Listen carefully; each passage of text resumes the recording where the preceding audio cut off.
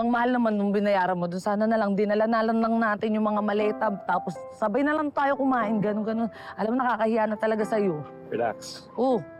Got you. Hindi, ang mahal nga kasi, di ba? Pero kung sakali, dinalang na lang natin yung Okay na yun. Mamotor tayo.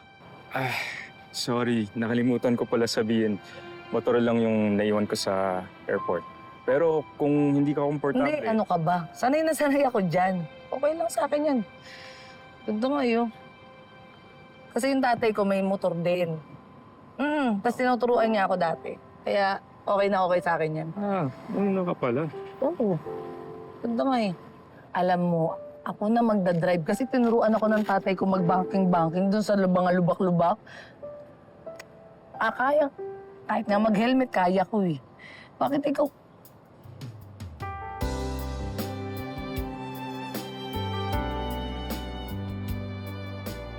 Ano? Gusto mo ba? Sabi ko, gusto mo ba ako na mag-drive? Ano? Wag na. Ako na lang.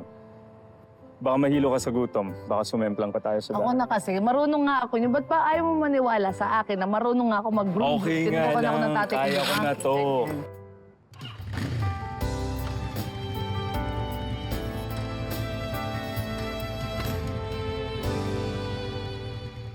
Niloloko mo lang pala ako, Rika? Paano mo nagawa sa akin ito?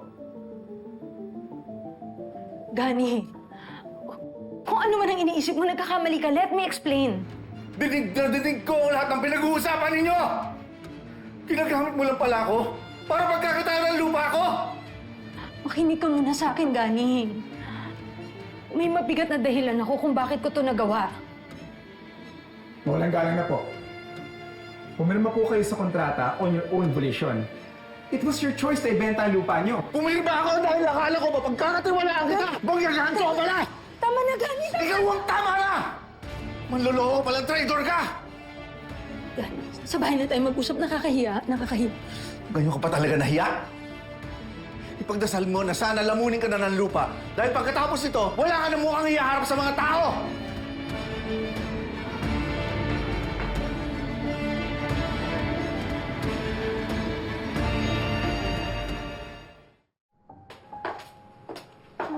What's happening? Ba't parang pareho kayong galit?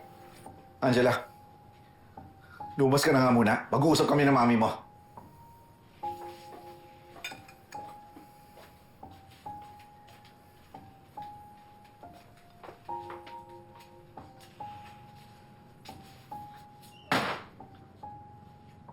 Ang lakas ng loob mo? Ha? Ikaw pa talaga nagdadabog dito sa sarili ko pamamahay? Talaga lumalabas ang tunay mong kulay, ha? Hindi ko akalain ganyan ka. Mukha kang pera. Wala kang prinsipyo. Lahat tayo mong tapakan. Parang sa ambisyon mo!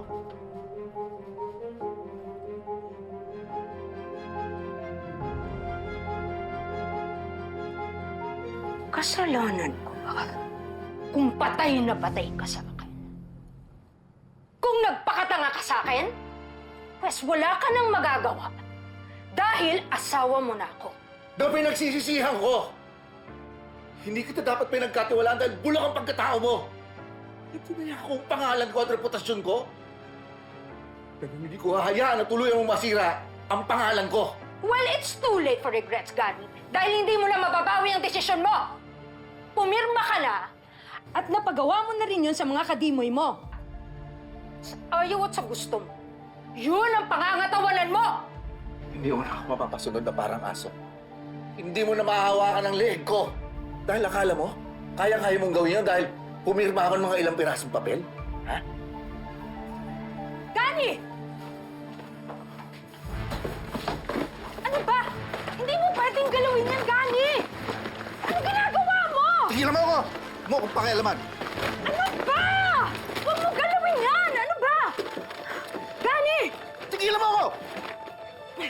Ano ba? Ito lang ba? Ito lang ba pinangahawakan mo? Ha?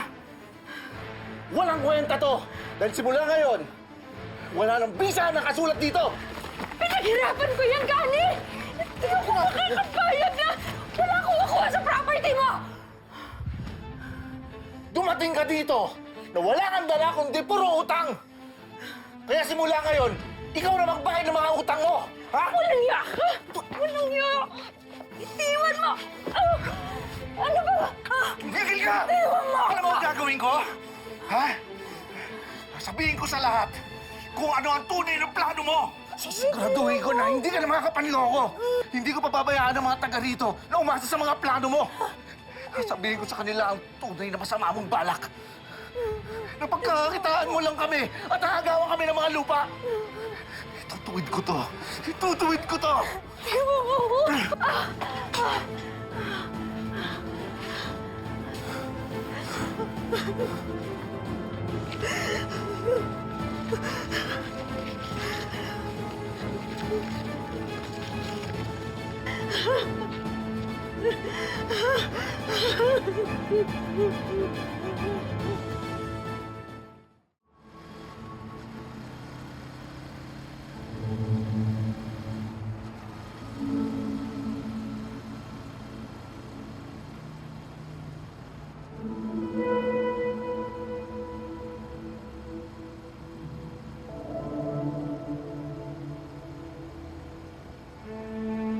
Kailangan namang mag-isa kang napupuyat dyan. Hindi, tadamayan talaga kita.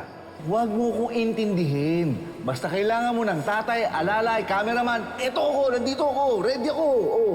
Talaga, ha? Hindi ka mapapagod, ha? Hindi! Papasalamat ako kasi ginagawa mo lagi yung the best mo para makasolve ng problema.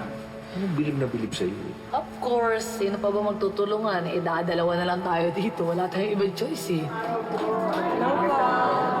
Tay! Anong ginagawa niyong mag-inang yan dito? Ano mo dahil sa ginawa mo? Pinatunayan mo lang na mana ka sa nanay mo. Umalis ka na.